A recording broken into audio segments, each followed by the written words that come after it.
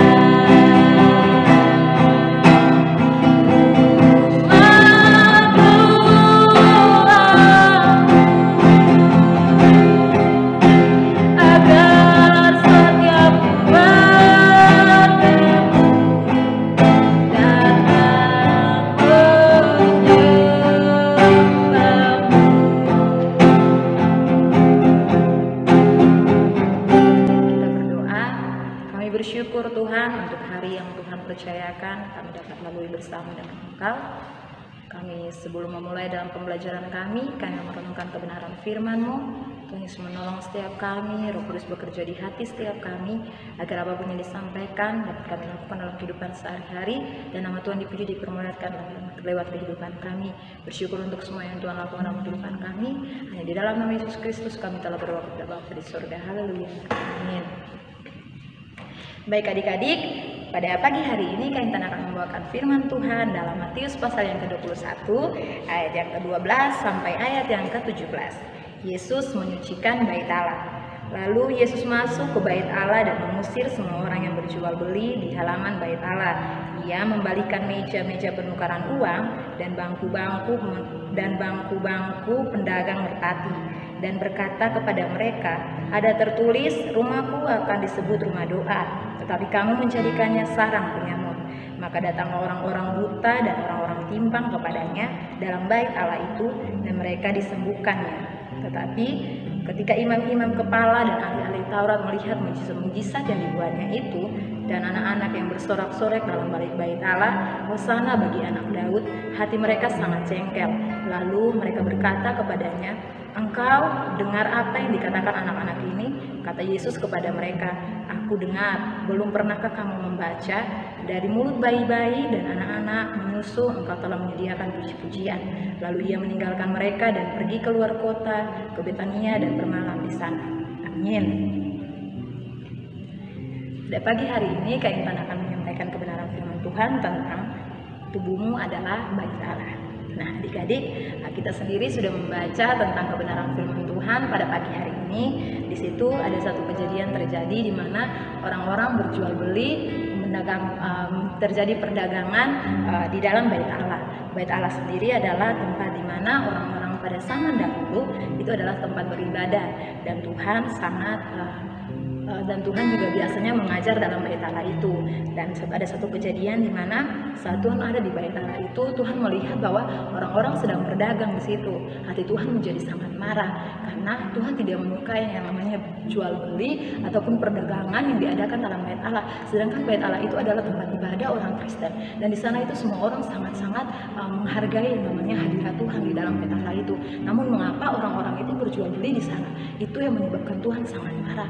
Makanya kenapa Tuhan membongkar balikan semua dagangan mereka di situ, karena memang Tuhan tidak menyukai yang namanya hal-hal duniawi itu dibawa dalam bait Allah itu, karena di sana terjadi penukaran uang dan lain sebagainya, dan hal itu paling dibenci oleh Tuhan. Seharusnya bait Allah itu dipakai untuk beribadah, tapi mereka menyalahgunakan, mereka menggunakan bait Allah itu sebagai sarang penyamar. Makanya Tuhan sangat marah dalam kejadian itu. Nah, dari firman Tuhan pada pagi hari ini, banyak hal yang sudah kita pasti bisa kita mengerti sendiri, dan banyak hal yang Tuhan mau sampaikan kepada kita. Kalau pada zaman dahulu bait Allah adalah rumah ibadah, bait suci itu yang tadi disampaikan dalam kebenaran firman Tuhan. Pada saat Tuhan Yesus mati di kayu salib, bait Allah itu terbelah menjadi dua, dan bait Allah sesungguhnya adalah diri kita sendiri, tempat di mana Tuhan akan tinggal di situ, tempat di mana dengan bait Allah yang Tuhan, tempat tinggal Tuhan sendiri dalam kehidupan kita. Kita harus mempergunakan bait Allah itu dengan baik. Mengapa Kak Intan katakan demikian? Karena saat kejadian itu Tuhan begitu sangat marah kepada semua orang yang berjualan di situ. Apalagi dalam kehidupan kita yang sekarang, saat Tuhan mati di atas kayu salib, kehidupan kita menjadi bait Allah-nya Tuhan.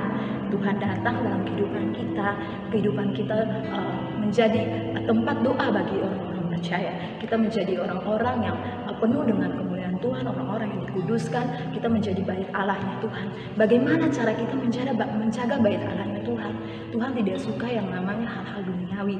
Bagaimana cara kita menjaganya? Sebagai orang yang hidup di hadapan Tuhan, yang menerima keselamatan yang berasal daripada Tuhan, kita harus mengerti bahwa bait Allah adalah tempat yang paling kudus. Kehidupan kita, kehidupan adik-adik dan kehidupan Kak Intan adalah tempat yang paling kudus. Tuhan mau memakai kehidupan kita menjadi bait Allah-nya Tuhan.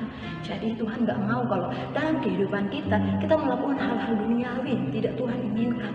Misalkan dalam kehidupan kita yang adalah bait Allah ini, kita menggunakan kehidupan kita sebagai orang-orang yang seperti orang-orang duniawi, suka mencuri, suka berkata-kata kotor, bertengkar dengan teman, dan tidak suka gereja, malas beribadah, tidak suka membaca firman Tuhan, sukanya membantah, sukanya melanggar semua peraturan. Bagaimana mungkin Tuhan tidak marah dan tidak merasa kecewa dengan bait Allah yang sudah Tuhan taruh dalam kehidupan kita? Adik-adik dan Kak Intan harus mengerti bahwa menjaga bait Allah yang Tuhan tempatkan dalam kehidupan kita adalah satu hal yang penting. Saat kita semua dapat menjaga bait Allah itu, Tuhan tidak akan marah seperti waktu Tuhan marah saat orang-orang berdagang di bait Allah itu. Jadi kita harus menjaga kehidupan kita yang adalah bait Allah itu. Tuhan mau memakai orang-orang, Tuhan mau masuk ke dalam bait yang kudus. Kekudusan yang Tuhan mau di sini adalah hidup sesuai dengan apa yang Tuhan inginkan. Apa sih hidup sesuai dengan apa yang Tuhan inginkan? Menjauhi segala dosa, dosa yang kecil, dosa yang besar. Kalau dosa yang kecil itu mungkin berbohong. Kita mungkin berpikir bahwa berbohong itu bukan dosa. Sebenarnya itu dosa yang sangat kecil, tapi kita selalu sering dan selalu lakukan dalam kehidupan kita. Nah, hal-hal kecil demikian yang Tuhan tidak inginkan. Nah, coba adik-adik mulai sekarang, mungkin ke belakang dulu-dulunya sukanya bohong, sukanya mengeluarkan kata kasar, sukanya bertengkar. Coba mulai sekarang, setelah adik-adik mendengarkan firman Tuhan ini, jadikanlah diri adik-adik sebagai bait Allah yang kudus. Dan waktu adik-adik menjadikan diri adik-adik baik Allah yang kudus, Roh Kudus akan memimpin setiap adik-adik untuk melakukan hal-hal yang menyukakan hati Tuhan. Tuhan tidak akan merasa marah dengan kehidupan kita saat kita mengetahui bahwa bait Allah yang ada dalam kehidupan kita itu harus kudus di hadapan Tuhan. Kita harus menjaga kekudusan kita harus menjaga perkataan kita harus menjaga penglihatan kita harus menjaga pemikiran kita agar kita menjadi bait Allah yang kudus. Mungkin dalam kehidupan kita bisa menjadi orang-orang yang memberkati orang lain. Bait Allah yang kudus lewat kehidupan kita, orang-orang dapat mengenal Tuhan Yesus, orang-orang dapat mengetahui bahwa Tuhan Yesus adalah Tuhan dan Juru Selamat kita. Jadi yang Kak Intan mau dan Kak Intan percaya bahwa saat kita mendengarkan firman Tuhan ini, mari kita menjadi orang-orang yang menanamkan dalam hati kita bahwa kehidupan kita adalah bait Allah, dan kita harus menjaganya sesuai dengan apa yang Tuhan mau. Jangan melakukan hal-hal duniawi yang menyebabkan hati Tuhan terluka dan Tuhan merasa sedih dengan kehidupan kita. Lakukanlah semua hal yang menyukakan hati Tuhan. Sepanjang kehidupan kita, kita harus terus melakukan hal-hal yang menyukakan hati Tuhan. Jangan sampai Tuhan marah dengan kehidupan kita. Jadikanlah kehidupan kita bait Allah, jadikanlah kehidupan kita rumah doa. Mungkin semua bangsa lewat kehidupan kita dapat percaya bahwa Tuhan Yesus adalah Tuhan dan Juru Selamat. Dan keluarga kita pun dapat diselamatkan saat kita mengetahui bahwa kehidupan kita adalah bait Allah. Dan lewat kehidupan kita bait Allah ini, orang lain dapat terberkati. Tuhan Yesus memberkati kita semua. Mari kita berdoa. Terima kasih Tuhan Yesus. Kami bersyukur lewat kebenaran firman yang disampaikan. Kami mau mengerti dan memahami bahwa kehidupan kami adalah bait Allah, dan kami mau melakukan semua yang menyukakan hati Tuhan.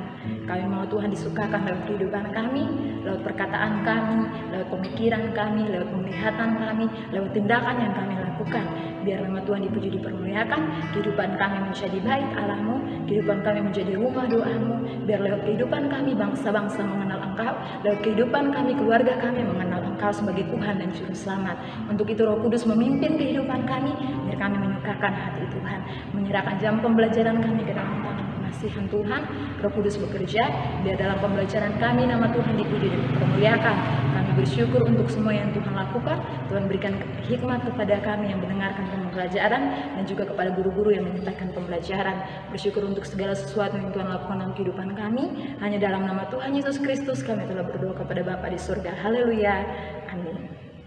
Tuhan Yesus memberkati.